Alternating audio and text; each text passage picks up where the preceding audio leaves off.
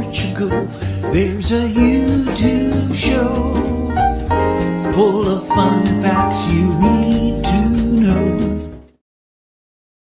Better late than never, we hope. Hola, bom dia, alegria. Munson here with the Good Morning Portugal show, the live stream, and the podcast, and the Portugal Club's Portuguese citizenship test question of the day, number 53 this morning. And yes, 822, where are you? It's funny. I was put down the razor and get to work. I can explain. I was hit.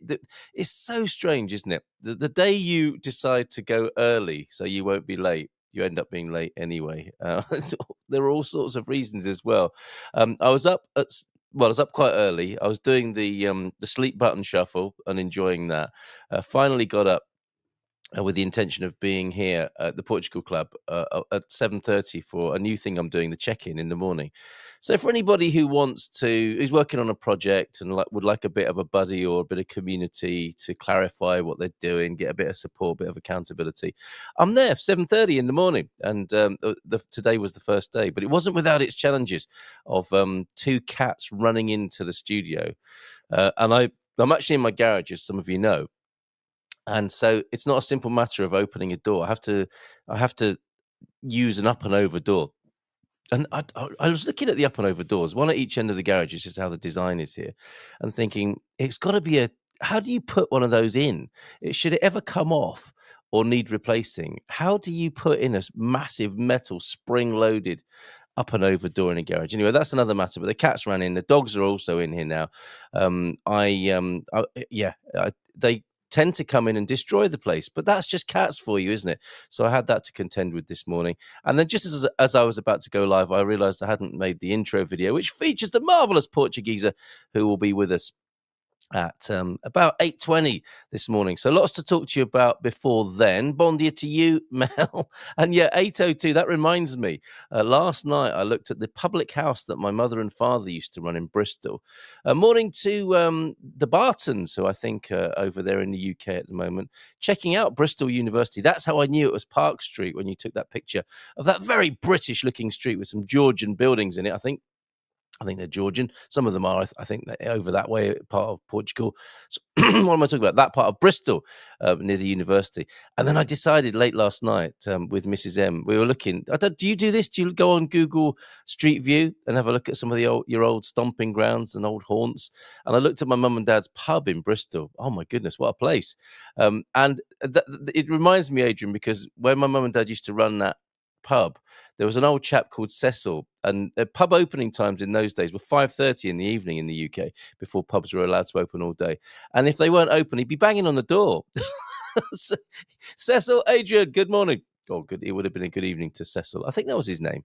It would have his pint of light and bitter, probably. It was a Courage pub. Jackie, you'll know about Courage, taking Courage, won't you? And those Bristolian beers. Cheers, Drive. Bon dia, Gumpers. I pray you're all safe.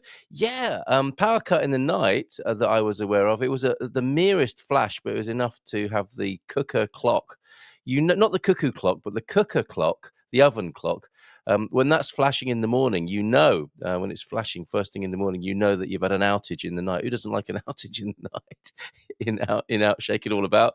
And so, yes, it has been, the weather's been pretty challenging. It is depression, storm, Claudia, not Claudio, I think. I think it's a female one. And she's pretty bad-tempered, it would appear. So, yeah, I agree with you, Jackie. I concur with your sentiment here. Hope everyone's okay. So you Portugal people, do let us know how you've been getting on overnight. Hola, bon dia from Chris. Let's hope it's possible to get in this time. The nationality law, I thought you were talking about the start of the show again. The nationality law continues to need to be challenged until all those already in the country when it was introduced can still use the old rules. I don't think there's much chance of that, quite frankly, Adrian. However, if you do want to lobby for that, you saw the site that came up yesterday. It shows you a number of ways of getting in touch with the government and making your feelings felt about that. And I'm sure, I think it may be the Portuguese is thinking about nationality. I don't know what gives me that impression, but I think he's interested in Portuguese nationality. He might even mention it when he joins us. I want to talk to him actually about creating change, because he's transformed himself. I think he weighs about 3 kilos now, down from 300 to 3 kilos or something. I mean, something incredibly a shocking figure. In a good way. He's lost an incredible amount of work, and he's been almightily disciplined to do so. So we'll talk to him about his personal transformation that's going on and what he would advise to anyone who wants to bring about change in their lives as well, because that's a large part, isn't it? Whether you're moving to Portugal or whether you're here and you're thinking of a new project while you're here, or just overseeing the rest of your life here, that all takes intentioning, planning, and I was going to use the word, I don't like the word execution necessarily. Implementation. Let's go with implementation and review. So I'm sure he'll have some words of wisdom for us when he joins us at 8:20. Another stormy, rainy day in the capital then. And I think you'll appreciate now why I was late. It's nothing to do with shaving, clearly, more to do with a disruption of my schedule, which was designed to have me here calm, relaxed, and ahead of time, only to be stressed and a little bit after time. There you go. That's life. That's the way the cookie crumbles. I can verify there is only one live stream today. I think we've sorted that out as well. This new StreamYard tech allows you to stream to both landscape and portrait. I don't know why the portrait didn't start up. So it looked like the show hadn't started for some people. I can only apologize on behalf of the technologists at StreamYard, but we won't be doing that again, basically. Brazil has already been reluctantly retaliating. Other countries might, in subtle or not so subtle ways, like the Italian job scene threat versus every Italian establishment in London, Liverpool and Glasgow. What? I'm staying home and catching up on chores in this weather. Would love to go for a long walk, but that will have to wait until Saturday. Let's walk along around the balcony. T-Duck, stay in the warm, mate. That storm not looking good. Yeah, I thought I had a meeting yesterday in town. I was a month early, as it turned out, much to the amusement of colleagues. And worst part about it was getting in and out of the car and just walking from the cafe in the car to the shop, and I was absolutely drenched within just a few seconds really of a horizontal rain coming in. Yes, Bristol. I was there last night, even only on Google Street Maps. Bon dia from Bristol. How's it going over there? When you get in and out of a taxi, you say "Cheers, drive," or "And all right, my darling." I enjoy sorting, organising, and arranging, so it should be a fun day. A bit of catching up to do by the sound of it. You've got piles of you, T-Duck. Plus, I have a few projects in the garage, but I'd really like to get out and do some walking. Lots of thunder for Thunderduck last night. And Adrian, in exchange... Have I still got a cat in here? In exchange for the transitional arrangements, language requirements could be gradually increased, and the free recognised state courses up to B2 made universally available with blended learning too. Well, yeah, my criticisms of the A2 doesn't actually have people speaking Portuguese, but there you go. Carl, put down the razor. That was a long time ago now. Good morning, everyone from Gemini. Good morning to you. I bloody love sorting stuff. So therapeutic and feels great after. But I got the feeling, Jackie, you're a bit of a hoarder. Are you sorting? Do you do the triage of like bin, save? What's the triage? That's going to be chucked out. That's going to be kept. Oh, that's going to be put aside. So if I haven't touched it within 3 months, it goes in the bin as well. Is that right? Portugal has a way of making everyone... It's true. It's cultural, isn't it? And I did have an infographic for that.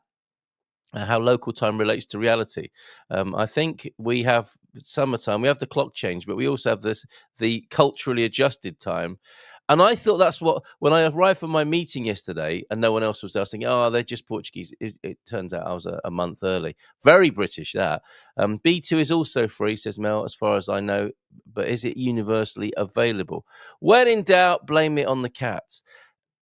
Guilty, actually. Kate, good morning. Good morning. I'm enjoying the light show over here in Tamar. So you've got some lightning over there, Kate. Thank you for making yourself known in the Portugal Club. And let's do that Portuguese citizenship test question for today. It's a good one today, actually. I hate, or an especially good one. I hate it when my Betamax does that. Is your Betamax glitching? I'm sure there's an ointment for that. I think I'm going to feel ripped this morning. Morning, Pete, as there was at least 50% more of Tony last time he was. It's true, isn't it? Marcus, good morning. I haven't seen you for a while. Bon dia, alegria. And Bobby O'Reilly, I think, as well. Where are you, Bobby? What part of the world? Top of the morning to you. Up all night. with terrified dogs from the sun. Oh, yeah, that happens, doesn't it, with your pack there, Mel? I remember Courage Breweries. We had one in Cardiff, not far from Brains Brewery. That's the beloved beer of Wales, isn't it? Brains. Great university visits in Bristol and Bath, heading up to Edinburgh later today. You're choosing excellent establishments and institutions there. Well done, Barton family. Making a complaint in Portugal is like using a chocolate teapot. I think the first part of it is useful, isn't it? It's what happens after that is questionable.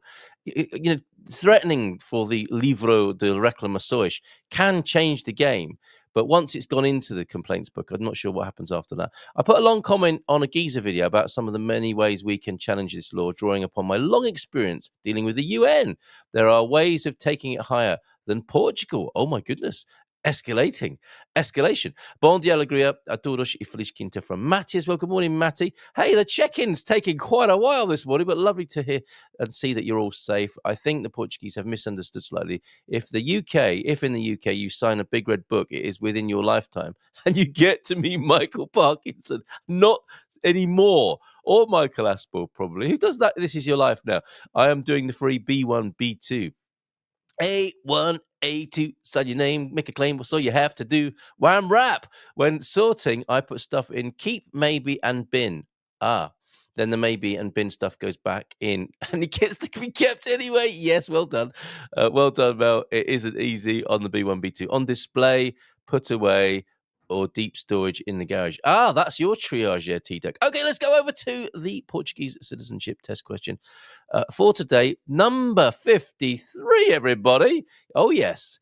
And it's a river-based question. Now, I think there are clues in the Portugal Club classroom. Got a lovely map of Portuguese rivers, and you might need that for today. There's all sorts going on here since yesterday. I interviewed Alim, Dr. Abdul Alim, last night. Can Muslims integrate in Portugal? It was a very frank conversation. And what are you doing there, Jimmy? Got my dog chewing something here now underneath my feet. It was another great conversation. I've described it as very gracious and generous. He addresses that question, and these are conversations that we believe need to be had. So we had them. We had one last night. Oh, the traditional pork sausage. I'm going to fluff that this morning and come back to it because there's still some controversy hanging there.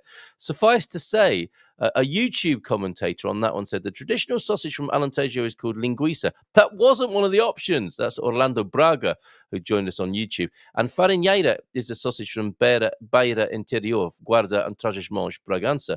The sausage called alheira is traditional from Trás-os-Montes. It can't be alheira because the question is, what is the name of the traditional pork sausage from the Alentejo? I do think it's farinheira, although our great authority and our vizinho Portuguese Antonio F has gone for chorizo. I think we can rule out alheira. Sorry, Kate. But the sources I've got point towards farinheira. Chorizo is a bit more general, is it not? So we won't decide on that just yet. Antonio F has a new thread both on Christmas festivities. Bless him. Thank you, mate. You started a Christmas festivity thread. In Portugal, we start celebrating Christmas around now, if not a week ago. Christmas tree's gone up in the local Intermarché. Caldas de Rainha, the lights are on, I believe. So Christmas is here in Portugal, folks. Cultural events, also an Antonio thread with new information on there. He's updated criminal facts just recently. I know you were in there, Adrian. A little explanation of the VIP daily check-in, why I'm doing that on there. And this morning, I spoke to Simone. Great conversation with Simone last night, who's got a new group starting up, a group personal development session over here on the Silver Coast called Wake Up, Grow Up Game, which was great. Chatted to her. There's an interview about that on the Portugal Club timeline as well. So today's Portuguese citizenship test question 53. What is the longest river in Portugal? Is it A, the Tagus? And still, I'm going to have to answer this question myself. Is it the Tagus? Is it the Tejo? And if so, why?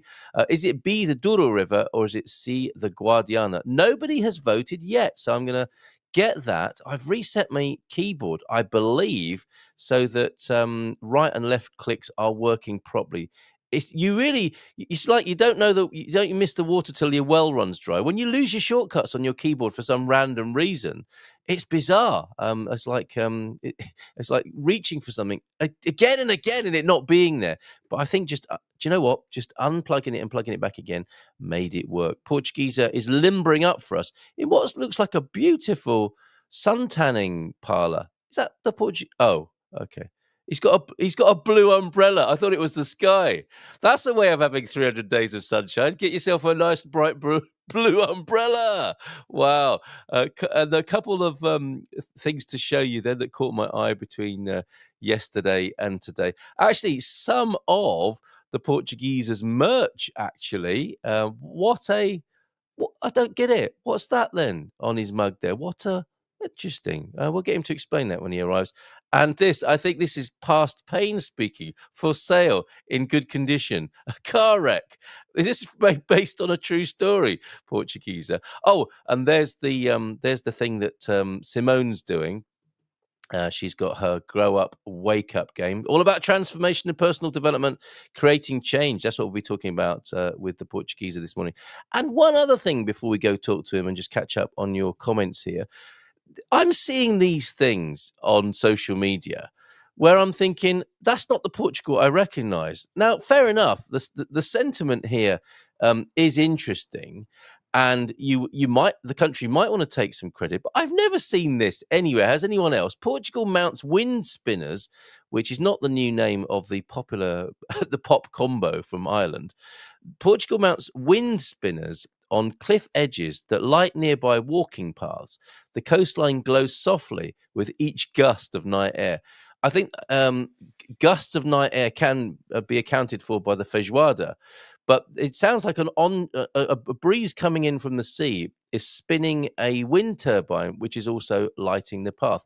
I haven't seen these anywhere. I'm thinking that these might even be aspirational things.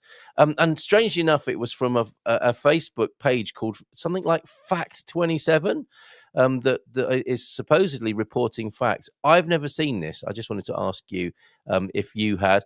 Couple more comments then, and then we'll go to the Portuguese, who's probably been walking for 5 hours already in the central Portugal countryside. Let's see what else has been going on here. I have a wind turbine for my land, but haven't set it up yet. Someone's having fun with AI. Yeah, it's a terrible picture, isn't it? And there's more and more of this. Get used to it, folks. It's the Tejo, not the Tagus. Okay. Or is that your guess? Is this the longest river or the longest river within Portugal? I believe they are different. They are they not? Because one of them, at least one of them in that question there, will be shared with Spain as well. Working today fine on YouTube. YouTube checks working well. That's good.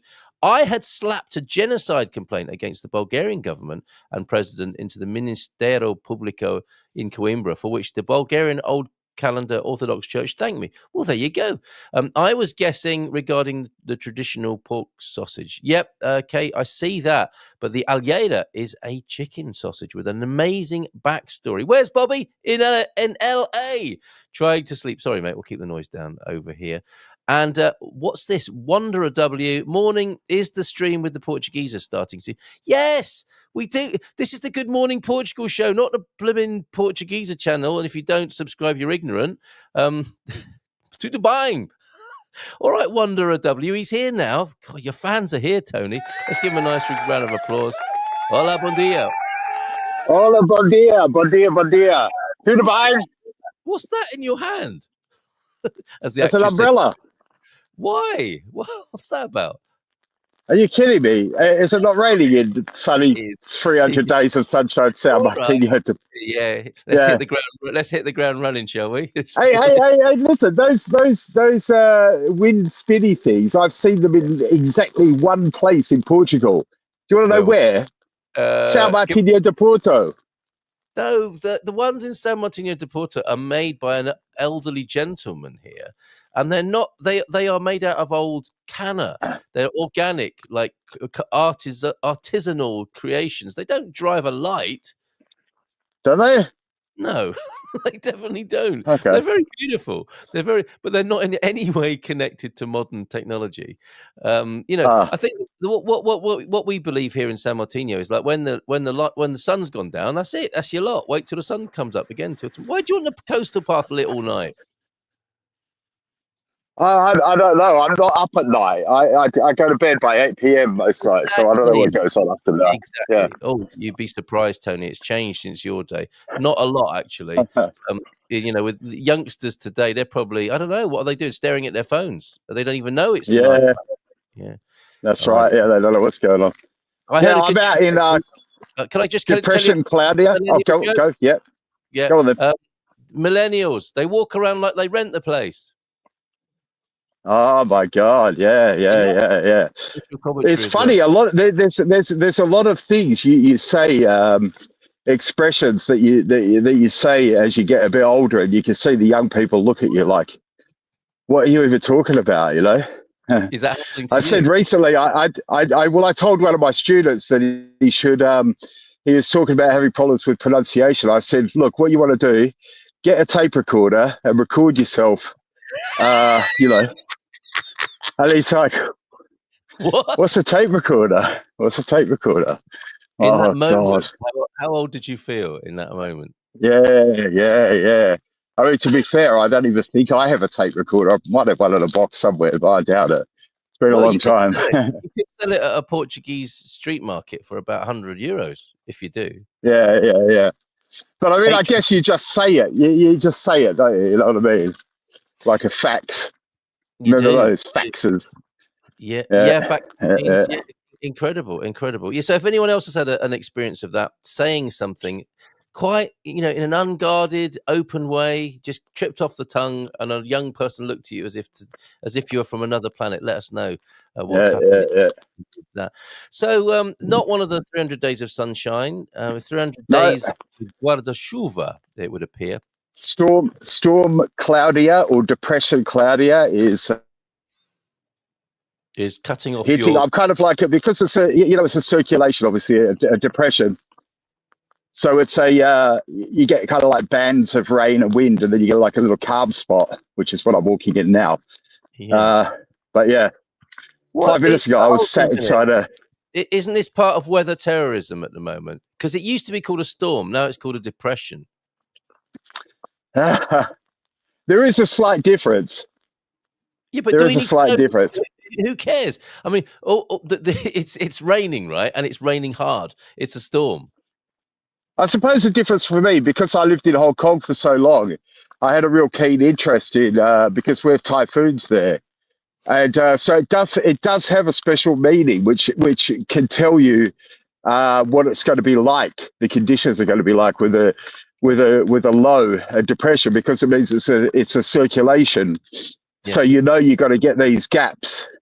You know what I mean? Okay. The rain's got to come in bands. So I don't know. Maybe it doesn't mean something to everyone, but yeah. I guess depression has another connotation, doesn't it? I suppose. Of course it does. And it just seems like any chance meteorologists get to upset people, not just deliver the facts, but also add a little edge to it, to add to the general terror about climate. They do exactly that. Yeah, well, I suppose the opposite is an area of high pressure, and they just call that a high, don't they? The anticyclone, they call it a high. So yeah, I guess that makes sense, from a depression to a high. Well, yes, like bipolar weather, but also you're going to die of heat exhaustion or something as well. It tends to like make sure you drink water and don't stay out in the sun for more than 30 seconds, that sort of thing. Anyway, with Coach Turner, the other day, my fellow coach John and I were talking about the Hitchhiker's Guide. A lot of fans of the Hitchhiker's Guide here in Douglas Adams. We had to explain to our athletes what a radio series was. Oh my God. Hitchhiker's Guide to the Galaxy is still Douglas Adams, my favorite quote ever from a story, which is, I think it was obviously in the first book. And it was when the Vogons arrived and he was describing the spaceships. And he said, the Vogon spaceships hung ominously in the sky the way Brits don't, which I thought was a really, very good, a really good, really good way really good sort of imagery. You can just imagine them there with no sort of visible means of propulsion. You know what I mean? Yes, It was a really good way. Yeah, yeah. Well, he's much beloved in this community for sure, and I think that was broadcast on LBC back in the day. Here Oh when my I was a God. kid in the UK, yes, the kids apparently decided that a radio series was like a podcast. That's fair enough. That's fair enough. He can Yeah, record yeah. himself on a mobile phone and even attach his own YouTube channel to a Gmail account, which is what I did for Portuguese oral exercises. Oh, I say at the University of Coimbra. Very useful. That's not what I heard. Exactly the same way bricks don't. He finished your line there, I think. I don't think Thunderduck was quick enough to get it onto the screen, but I think he finished your line as you were saying that. Now, Wanderer here hasn't come for all this idle chit chat. I think apparently there's a citizenship question here. Are you going for nationality in Portugal? You kept that quiet. Yeah, well, I managed to get mine. In fact, I wanted to say something today. I've just dropped a video about this topic, but I'd like to get everyone. Obviously, Marcelo has the. I'm going to stop calling him Marcelo, the president. I don't know if it's a bit disrespectful, but the president now has the new nationality law on his desk. I think 2 days ago he got it, and that gives him 8 days to either sign it, send it back, and ask for some changes, or send it off to the Constitutional Court. Now, if I was a betting man, I think he'll send it to the Constitutional Court, but we don't know that. He could sign it, and then it'll be law. So I got my application in last week, and what I did, I made a video about it, surprisingly. But what I did is that I still had a couple of documents I needed translating. And so I thought, well, I may as well just take it to IRN and try and walk in and put it in by hand, right? Yeah. Rather than waste any more time. So I went to the IRN, which is in the Conservatoria. First of all, I went in my town and they said, no, we're not accepting nationality applications anymore, which I was quite cross about, but it is what it is. But I'm a member of a Facebook group. Now, if you're waiting to apply for nationality, you should join this Facebook group called Nationality in Portugal. Okay. And someone on there gave me the tip that there were still walk-in appointments available at the IRN at Oliveira de Azeméis, which is near Porto. There are still walk-in appointments available. Why the walk-in appointments are important, guys, is because it's almost impossible to get an appointment online through Sega anymore. It's just, it feels like they're making it very difficult. But anyway, walk-in appointments are available in Lisbon and Porto, but people are camping out overnight. Now, Oliveira de Azeméis, I got there at 7 a.m. and there were 3 guys in front of me. And then as it goes, at 9 o'clock, I was the only one that had filled out my form before going. So I actually got seen first. So by 9:30, I was out of there. But why this is important is when they first said there will be a portal for the first time, I'm looking at that bus to see if my son's on it. But anyway. But when they first opened the portal for lawyers, I don't know if you remember this, they opened this portal so that lawyers could submit nationality applications, and people said it might be quicker. But what I'm hearing on the Facebook group is people saying weeks and weeks after their lawyers have submitted, they still haven't been given process numbers. Right. And for me, that's very important, because when you hand it in person at the IRN, you get the process number that afternoon by email. So that way you know you're in the system. So what I would say to people is, you might feel safer with your lawyer, but are you protected if you haven't got that process number by the time potentially Marcelo signs the nationality law into law? So I would consider, even if you end up queuing for hours and hours, I think it's worth the gamble to go to IRN and just put it in by hand. That way, you know you're in the system. And for me, I saved €500. But I know other people have been saying they've been spending. I mean, I suppose it depends what you get the lawyer to do. For example, a foot massage, a few cups of coffee. Well, and I did all the paperwork myself. So for 500 euros, he would have purely been submitting it. So maybe other lawyers are helping to gather the papers. I don't know. But I've heard people saying over 1,000. But I mean, by the time I got all my documents together, I'd already spent, many hundreds of euros. And then the application itself, I think it's another 250 euros. Yeah. So, it's an arm and a leg job. I would give it a go. I would try. And go to IRN and submit it by hand. That way you got the number. That way you're in the system before if it gets signed into law. Yeah, okay. A few things then. Is this the group you're talking about, Portuguese? Because there are a few, obviously. Portuguese nationality, 6,000 members, private group? Yeah, that seems like the one, yeah. That seems like the one. Yeah, there's a few come up. So anybody who wants that, there are a few links this morning to share. This is one of them. Oh, my Control V isn't working anymore. Why is that? I've put it in manually there with, well, you'll see it on the screen now. That's the group Tony's talking about. You're absolutely right. Pete spent 1,500 euros for the pair of them. And there's also the link that I'll get from the Portugal Club, which is about that site that Paul Rees and I discovered whilst we were online yesterday, live on the show. Keep the Promise. I don't know if you actually saw that. Oh, yeah. That's got some cut and paste resources there if you want to make a complaint to the government. It might be a little bit late now, of course, but I guess there's no harm in making your feelings felt about that, or having them heard with the government there. So there you go. A couple of links for you. They're in the chat now. And let me just see what else is coming up on that before we ask you the big question that Wanderer W is here to ask, which is, are you going to stay if you don't get it? Portugeeza, I remembered getting triggered by Brexit and Brexiteers and people telling me to calm down. Never really works, does it? Watching some of your videos reminds me, you need a trigger warning on there. You're re-triggering Chris here from those days, those non-halcyon days, as he called them. Mel says, they stopped me... Looks like it's snowing behind you, Tony. They stopped me lodging at IRN in August. Had to use a lawyer. So that was a case of having to. 1,500 euros later for Pete and Diane. Yeah, but can I just say quickly, some, like my local IRN, for example, is refusing nationality applications.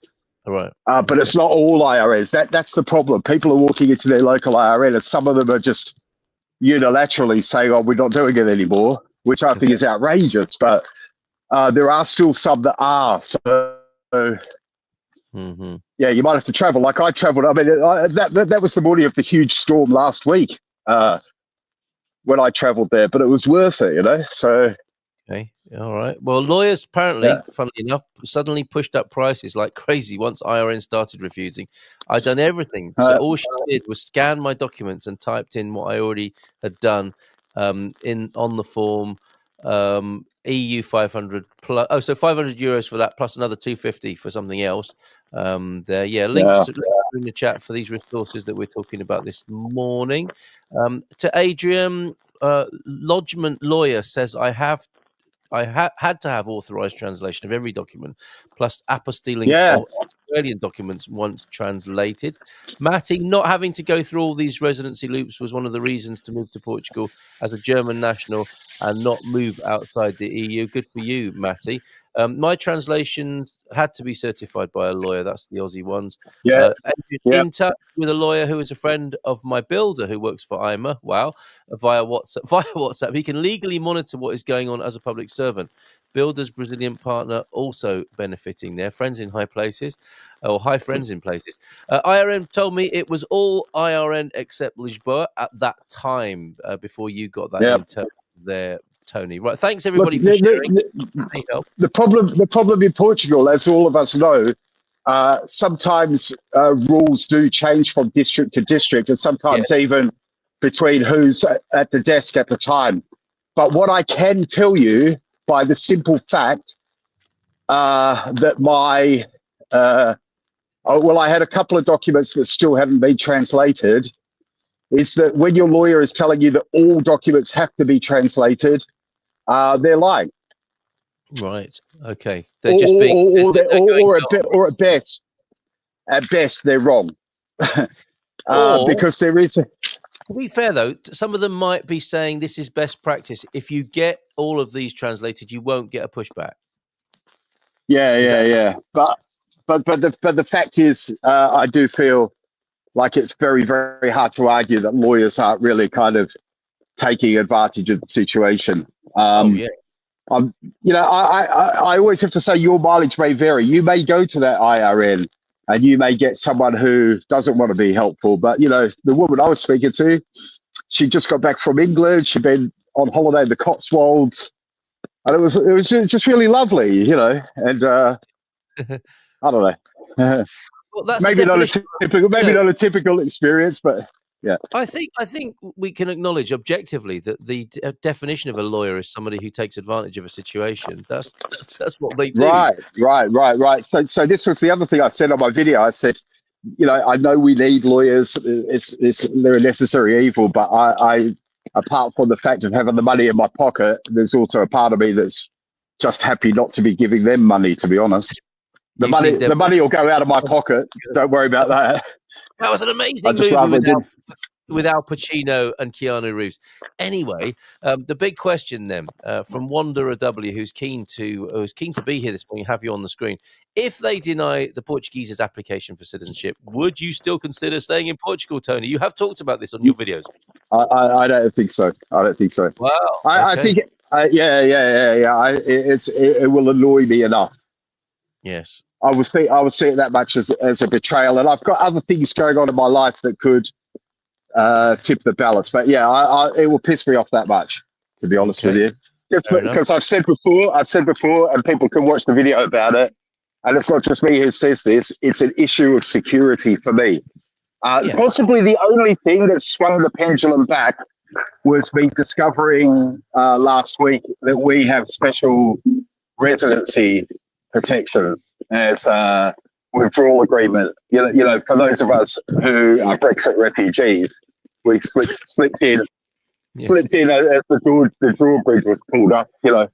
Before December 20. We should have warned Chris. Before you said that. Yeah. The images of drawbridge. Sorry, trigger warning. Yeah, if we got in before December 2020, we're protected under the withdrawal agreement. So that does give us security. So I'd have to be honest with you, I'd have to think about that, because the question of security kind of disappears for us, doesn't it? Because that's what I've been worried about. What I've been worried about, guys, basically, is if I don't get the passport, I've got low confidence that Portugal won't take the residency rule next. Well, there you go. This is what Wanderer has gone on to say, Tony. I was considering switching to a golden visa. That's like a switch up, isn't it? I can't trust that the government won't change the rules again. You can't trust them. You can't. And in fact, at this point, I feel like the sensible money would be on them changing it further, because they seem to keep changing things all the time. So since I've been here, that's been the pattern. They keep changing the rules on the tax. They keep changing the rules on the visas. So why would about that? I mean, that the other way of looking at it is, of course, governments change things. Yeah, but it's always it's always against us. That's what I'm saying. So also, what's new about that? But you could say that, but I'm personally being affected by it. So what I'm saying is this: what I don't want to happen is that in a couple of years' time, just before I apply to renew my residency, they change the rules and say, right, now you need to have 30,000 euros in the bank, a provable income of 30,000 a year minimum, and then 10,000 for each dependent, or something like that. And then I'm like, what am I going to do? I'm semi-retired now, and do you know what I mean? My situation has changed, since when I arrived here. And I'm not saying it's and I think a lot of people are in the same boat. So for me, it makes me nervous. And I think, what if suddenly they say, right, we're rejecting your application, you have to move. I'm in a better position now than I will be in 2 years. To do that. Very good. And that's the thing. So that's what I'm worried about. So, but as it goes, I think I mentioned last week, and I hope also, I think it's, people who follow my channel will already know this, but I can let people know. If you're under the withdrawal agreement, you may not know that we actually have special agreements because our visa is protected under EU law, not Portuguese law. So we are outside of any of those changes. And in fact, our renewal is automatic. We don't have to resubmit any financials or anything like that. We just have to basically apply. It's given to us automatically, and then the next one is permanent residency. After we've been here 5 years, we automatically get permanent residency, and our cards are for 10 years, and we just renew the card every 10 years. And then also, we're no longer in the Portugal gulag. We can leave for up to 5 years without it affecting our permanent residency, which has also been a problem for me. I've got no intention of leaving for 5 years, but I want to do a postgraduate certificate, and that's in the UK. That's going to be 9 months. Yeah, do you know what I mean? So yeah, possibly the answer is now. I would rethink that because of the WA, the withdrawal agreement, but I think other people probably will think differently. I think there's a lot of other people who will leave if they can't apply for nationality, and I completely understand that. So do I. You got to do what you got to do. Thanks here from Mel. Thanks for that video about pre-Brexit, Tony. It was the first time I slept reasonably in months. Bless you, Mel. It's horrible, isn't it? How it's affecting people. Another great question from Wanderer W. Do you guys think that recent law changes will make any big improvements in the country? That's a very interesting question. I think it's a somewhat leading question in a way. I mean, the changes aren't designed to make big improvements, are they? The changes are designed to satisfy political agendas, as far as I can tell. What's your view on that, Tony? I think they will have no positive effect on the country whatsoever, and in fact, I think they will have a negative impact because I think that they are these laws that have just happened seem to be targeting. I don't want to get into the weeds too much on it. You know what I mean? I've got views on this that maybe aren't popular, but I got a feeling that I made a joke on one of my videos. I said basically, I think Portugal's not throwing the baby out with the bathwater. They're throwing the baby out and keeping the bathwater. But I could get in a lot of trouble for expanding on that. You do with that what you will. But I think there's been a lot of kind of misinformation, a lot of straw manning. I think this idea that foreigners are coming here pushing up house prices, for example, is ridiculous. I think Portuguese people are greedily overinflating the prices of property and selling them to foreigners would be a more reasonable way of putting it. And also the fact is that most property transactions in Portugal occur between Portuguese people. And I made a video a couple of years ago about AL, for example. Over 95% of Airbnb in Portugal is Portuguese owned. So there's, people are blaming so-called wealthy foreigners for, crimes they're not committing, to put it in a better way. And also the fact is a lot of us aren't wealthy, right? You know what I mean? We may be, possibly more privileged than a lot of local people, but I think this idea that every single foreigner is wealthy is a bit overdone as well. I think what's going to happen is a lot of people who are contributing, who until a few weeks ago were very, very committed to becoming Portuguese, were very, about promoting Portuguese culture, and were kind of good citizens, law-abiding citizens, people who weren't going to depend on the state in any way. I think that's going to be, generally speaking, a loss to Portugal, if I may say it that way. And I don't think it addresses. Yeah, the question was asked and you answered it. And I don't think it does address I think I would agree with T-Duck's assessment here, saying it quite simply. It's just posturing. And I think it's up to us to deal with the social aspects of this, and you'll see that in my conversation with Aleem last night. We directly addressed the question: can Muslims integrate in Portugal? It was a nettle grasping and a very open-hearted, open-minded conversation. And these sorts of measures are not going to be the solution to some of these very brash concerns that are very highly emotionalized. It's going to take something other than a change of immigration. It's going to take additional things, I suppose. Immigration policy must change over time. It has to adjust to the benefit, to make a benefit for the nation state in which those laws are changing. But it can't happen in isolation. It won't be the cure-all for dealing with the problems that people are claiming to have, and they need to look a bit deeper into those problems. I think. Kate, for anyone. Can I just add something quick? Can I just add something quickly to that as something to think about? Yes. And to compare? I lived in Hong Kong for a decade, and Hong Kong has quite strict immigration policies.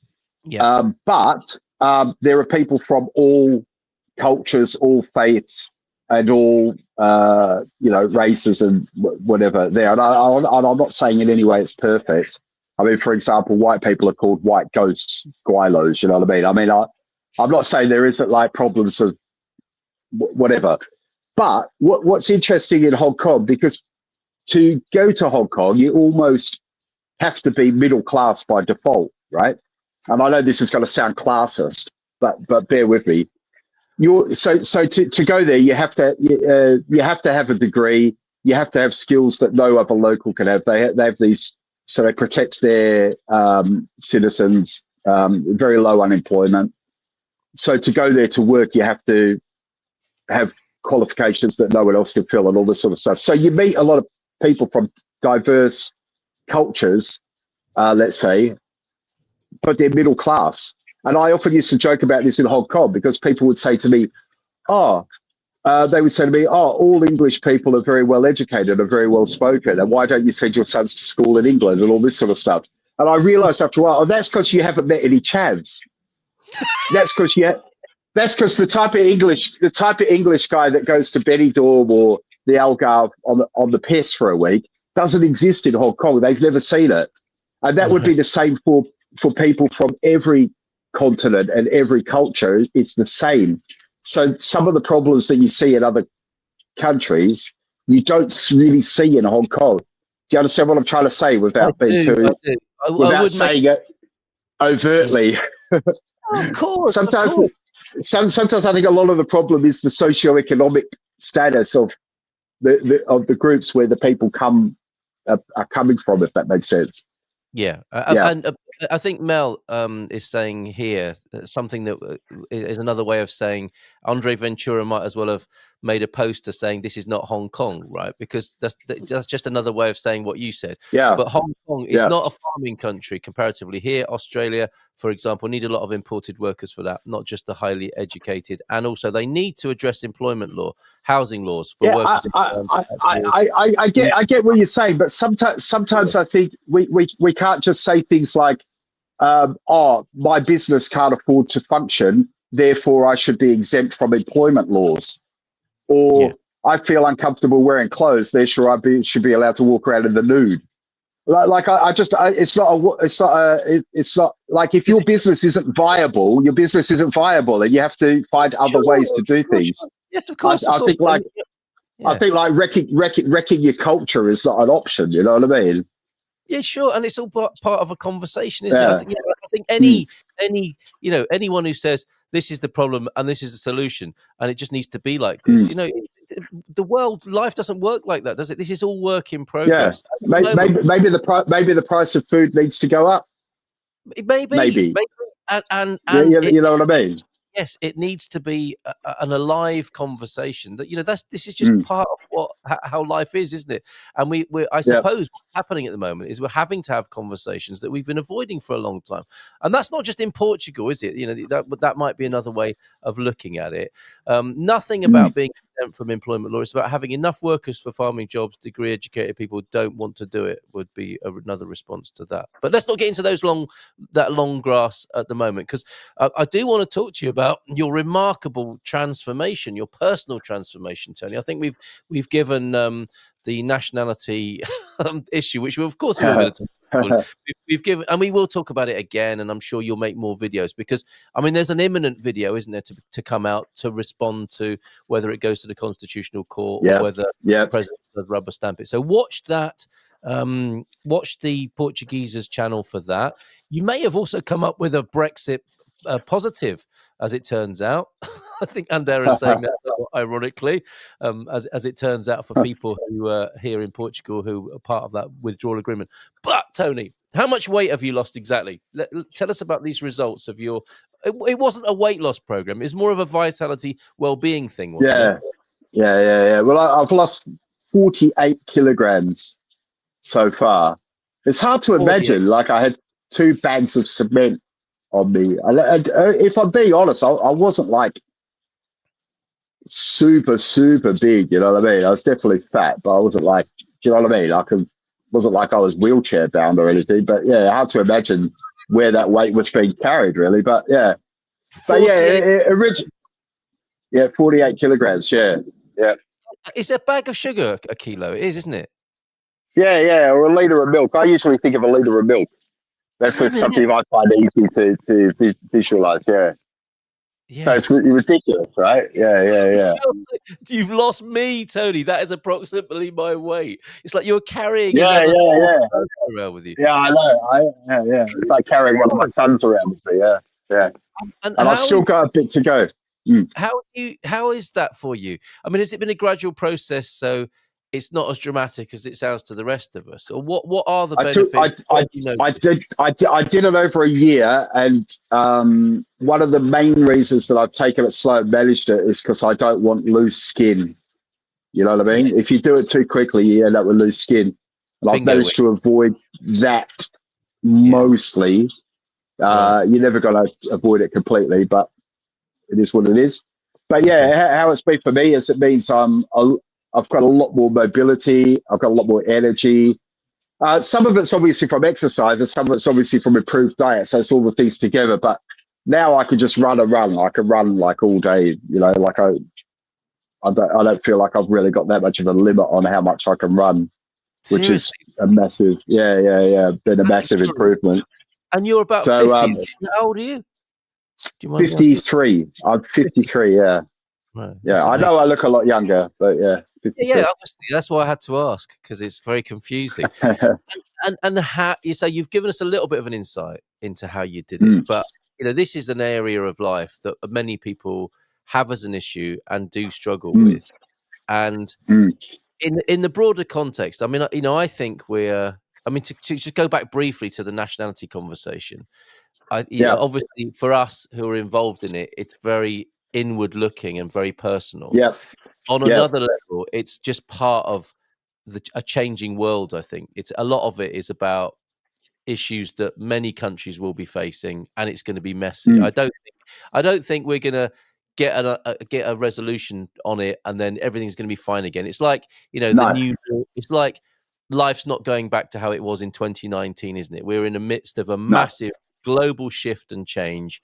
So this, you could say, is a symptom of that. And in many ways, if you do use that lens, it's like you want to be here, don't you? You're still loving Portuguese life apart from that fly in the social political ointment, which is a great thing we haven't said yet. And I think a lot of us feel like that. It's like, it's a shame this is happening because we love being here. It's not like we want to go.